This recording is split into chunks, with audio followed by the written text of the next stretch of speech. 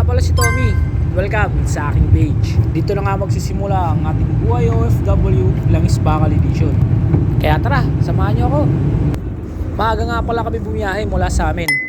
Dahil ang target ko, 4 na oras bago ang flight, dapat nasa NAIA na ako. Just in case na magka-problema yung dokumento o may kailangan pang ayusin, ay marami pa akong allowance na oras.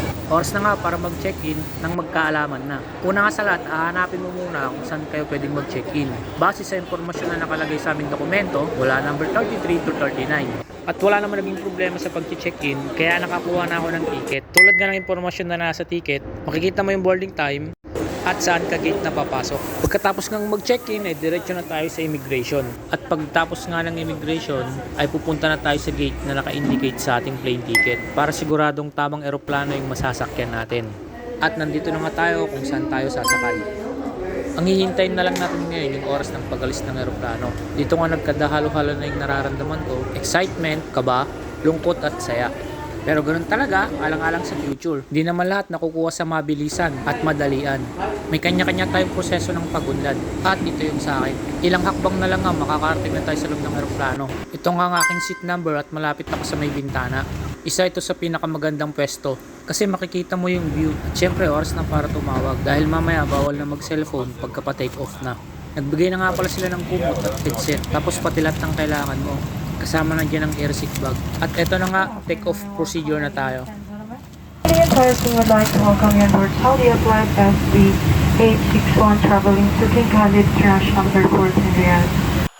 Pagkatapos nga nun, nagpa-pushback na tayo. Dahil alam nyo naman, walang reverse gear ang aeroplano. At ngayon nga sinimulan na ng pilotong mag-start ng engine para makapunta na kami sa runway. At mag-prepare na nga para sa take-off.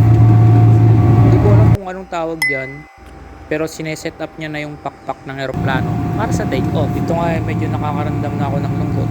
Pero saya pa rin kahit paano. Kasi makakapagtrabaho na tayo sa ibang bansa. Basta focus na lang sa goal at wag na lang din natin iisipin yung mga hirap at problema. At tuloy na nga ang pagpunta natin sa Middle East. Assalamualaikum warahmatullahi wabarakatuh. So paano yan? May bye Pilipinas na talaga. Take off! Ito na kami sa runway at magti-take off na yung aeroplano. Bye-bye! See you in 2 years, Philippines!